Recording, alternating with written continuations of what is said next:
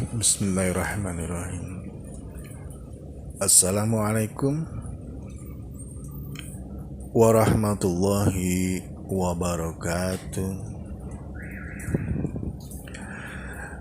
Alhamdulillahilladzi anzala ala abdihil kitaba wa lam yaj'al lahu iwaja.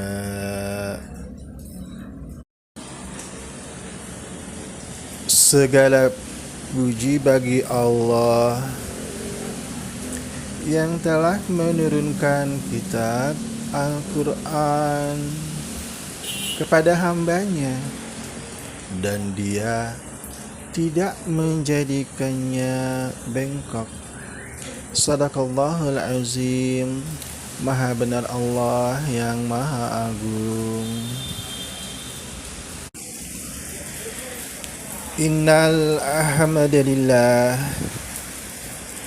nahmaduhu wa nasta'inuhu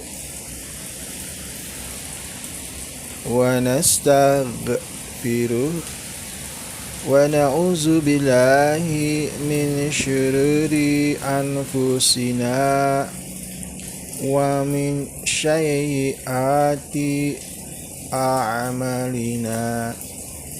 Man yahdihillahu fala mudilla lah wa man yudlil fala hadiyallah. Allahumma salli ala Muhammad wa ala ali Muhammad. Kaum muslimin dan muslimat, ikhwan, akhwat, saudara-saudari yang pada kesempatan ini di bulan Ramadan giat mendengarkan ceramah, giat mempelajari Al-Quran kepada siapa saja, termasuk apabila ada kepada saya sebagai seorang ayah lelaki yang situasinya adalah tidak seperti apa yang saya kehendaki, maka semoga Allah mengampuni semua, memaafkan semua dengan ampunannya yang maha luas dan yang maha tinggi. Di kesempatan ini ada hadis, satu hadis, tetapi saya membacakan hadisnya hanya terjemahannya saja karena saya tidak mampu membacanya dengan bahasa Arab, karena saya tidak fasih berbahasa Arab, tidak mengerti bahasa Arab.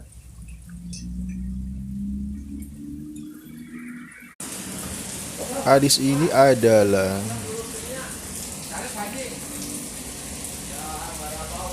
tentang akhir zaman.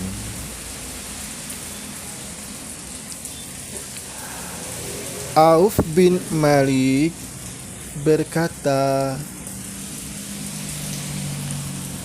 aku mendatangi Nabi Sallallahu Alaihi Wasallam dalam perang Tabuk. Beliau sedang berada di dalam tenda dari kulit. Beliau bersabda, hitunglah 6 perkara sebelum terjadinya hari kiamat. Kematianku. Kemudian penaklukan Baitul Maqdis. Kematian yang menimpa kalian seperti penyakit domba yang mematikan. Berlimpahnya harta sehingga seorang diberikan 100 dinar. Ia menjadi marah. Fitnah yang terjadi di mana tidak ada satu rumah dari orang Arab kecuali dimasuki fitnah itu.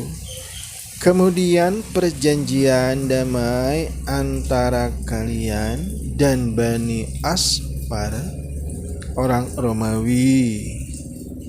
Kemudian mereka melanggar perjanjian itu dan mendatangimu dengan membawa 80 bendera untuk memerangimu.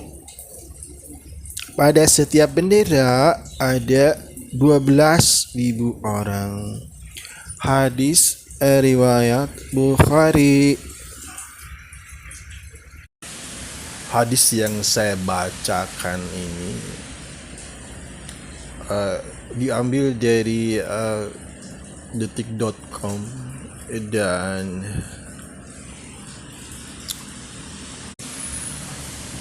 Al-Manhaj ORID HTTPS, karena memang sangat sulit sekali dari mananya, tetapi ditulis sudah begitu ya. Jadi materi yang saya sampaikan ini adalah ada filenya yang di-upload di Facebook ya, berupa JPG begitu ya. Jadi ada 6 perkara yang disebutkan yang pada hadis ada, hitunglah 6 perkara. 6 perkara sebelum terjadi kiamat.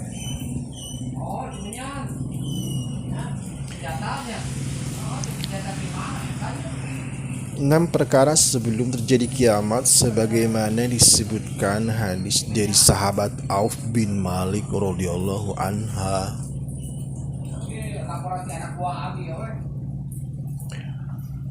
Mengandung sangat besar hal rahasia hari kiamat, hancurnya dunia dan seluruh alam semesta. Astagfirullah.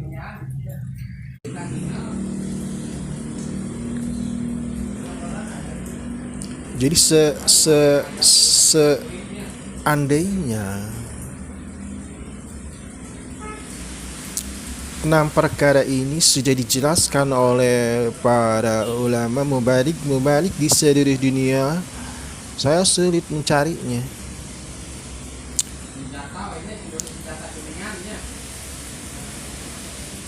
Jadi hari kiamat itu hancurnya dunia dan seluruh alam semesta secara total, hingga tidak ada satu makhluk pun yang hidup kecuali binasa. Itu hancur total, termasuk malaikat yang membangun arasy, semua oleh Allah dibinasakan, diwafatkan semua.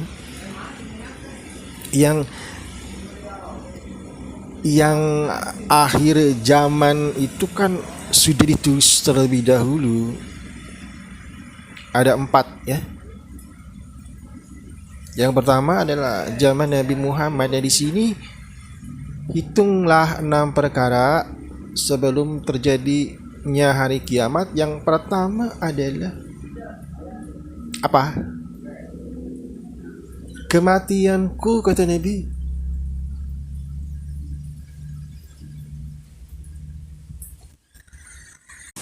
Yang pertama, kematian Nabi, baginda Nabiullah sebagai utusannya yang terakhir merupakan peristiwa yang sangat mengguncang dunia pada saat ketika itu. Kira-kira yang paling merasa kehilangan siapa? Menurut saya Ali ya, Ali bin Abi Thalib radhiyallahu anha, radhiyallahu anhum, radhiyallahu anha, ya, Ali bin Abi Thalib dan keluarganya, sahabatnya semua, hingga umat Islam ketika itu dan manusia umumnya, yakni zaman akhir awal, di mana masa sebelum 1 Hijriah ada waktu bilangannya lah, ada waktu bilangan 1, 2, 3, 4 kali puluhan tahun Islam kan sebelumnya asing ya. Jadi pada zaman Nabi Musa ada 7.000, setelah zaman Nabi Musa kan belum zaman akhir, belum disebut, karena petunjuknya adalah seperti matahari.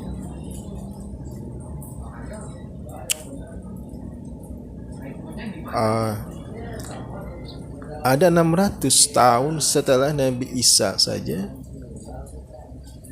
terpotong-potong, terbagi-bagi, bercerai-berai. Nasrani menjadi 71 golongan. Ada yang menyebutkan 71, tapi tidak ada yang 69 golongan, tidak ada. Di hadis yang lain tidak ada 69, ada nggak 69 golongan? Nggak ada ya. Ada juga gaya.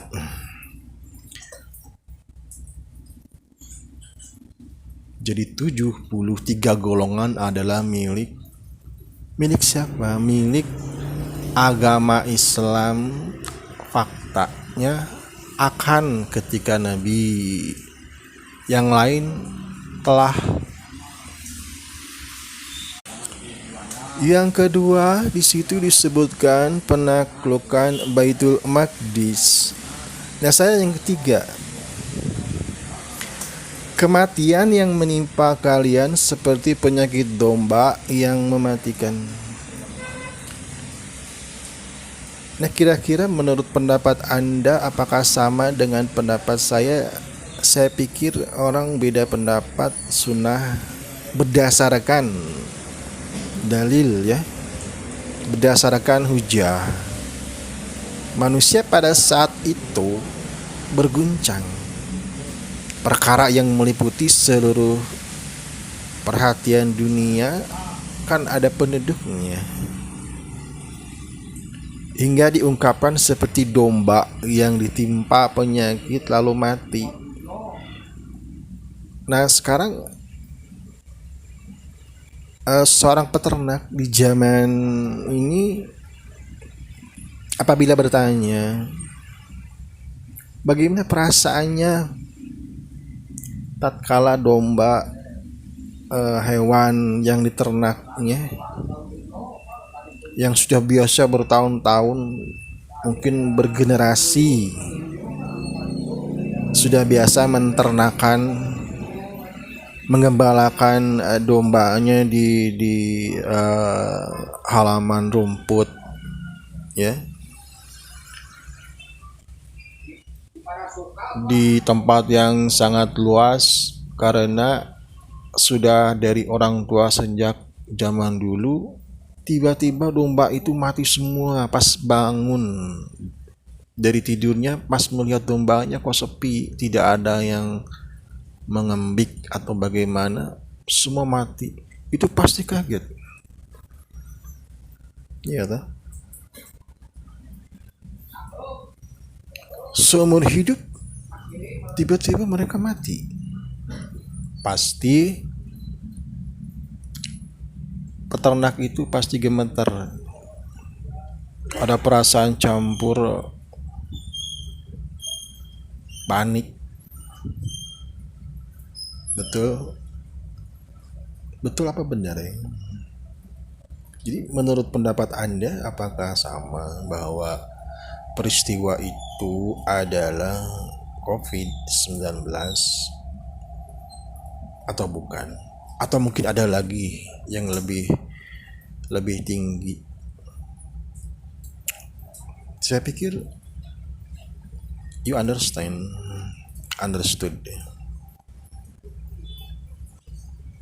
Jadi mengenai ini pasti ada berbeda pendapat, tetapi biasanya orang itu lebih melihatnya banyaknya orang yang berpendapat banyak umumnya gitu ya.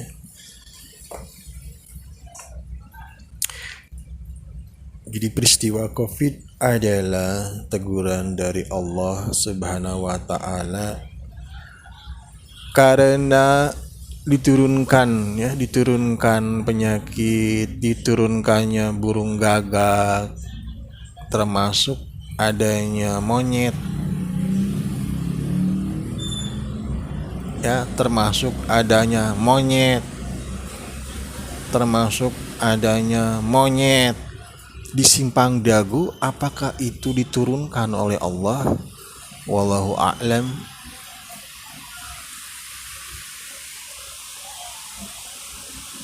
Jadi tanda diturunkan burung gagak adalah hewan di zaman Nabi. Apakah besarnya sama dengan burung gagak di zaman sekarang?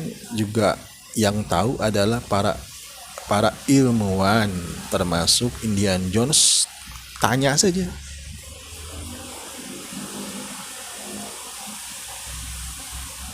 Apakah ada jawaban?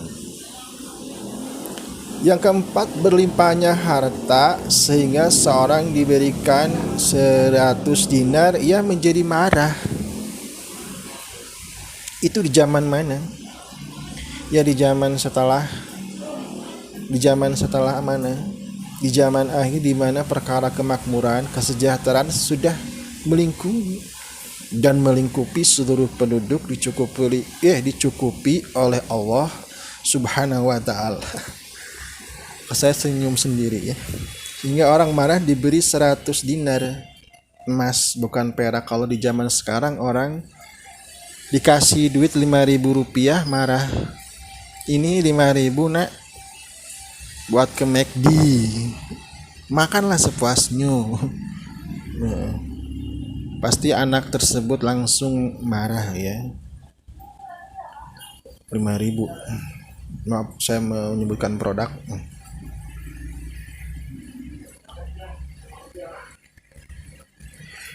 Nah, ini dijelaskannya karena 100 dinar itu emas lah. Dinar itu kan emas.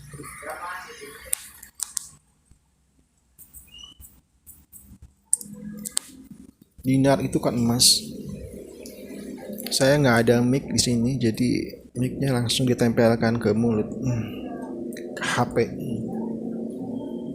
Handphonenya ya sama lah.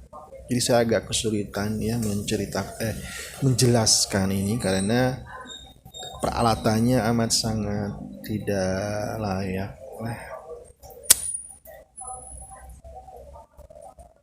Kenapa orang nggak mau bantu?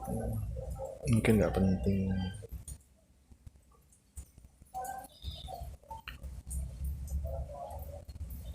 Jadi penjelasan yang poin nomor 4 ini ya, berlimpahnya harta sehingga seorang diberikan 100 dinar ia menjadi marah, adalah diriwayatkannya dari Abu Musa radhiyallahu anhu dari Nabi sallallahu alaihi wasallam, beliau bersabda, sungguh akan datang kepada manusia suatu zaman di mana seseorang berkeliling dengan membawa harta sedekah berupa emas, kemudian dia tidak mendapati seorang pun yang mau menerima darinya. Referensinya dari https almanhaj.org 32105. Lalu selanjutnya adalah kok saya cepet banget kayak kereta api menjelaskannya. 5 fitnah yang terjadi di mana tidak ada satu rumah dari orang Arab kecuali dimasuki fitnah itu adalah tentang Dajjal ya. Dajjal melalui teknologi berupa TV. Ini sudah dijelaskan melalui sama saja. Melalui internet. Saya nggak pernah menjelaskannya di TV mana horeng, boraah. Jadi hanya di sosial media saja saya mengejawabnya. Itu adalah fitnah Dajjal begitu ya. Masuk ke pintu rumah-rumah kalian. Yang nomor 6, kemudian perjanjian damai antara kalian dan Bani Asfar orang Romawi. Kemudian mereka melanggar perjanjian itu dan mendatangi dengan membawa 80 bendera untuk memerangimu. Pada setiap bendera ada 12.000 orang. Mengenai tanda, yakni perkara yang terakhir nomor 6 ini telah disebutkan satu hadis ya.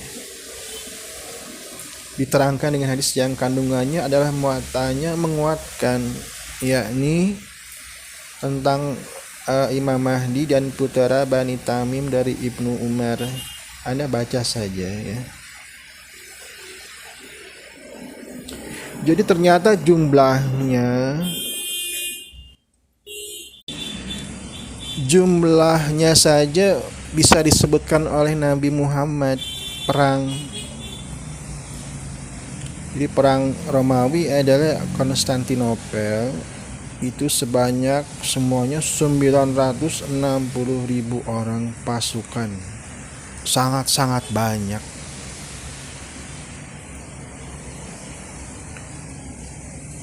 Sejarahnya sudah dipelajari sejak SMP, SMA, kuliah. Jadi tidak usah saya panjang lebar untuk menjelaskannya lagi. Demikian singkat penjelasan dari saya, yang saya agak kesulitan menjelaskannya secara panjang lebar begitu ya.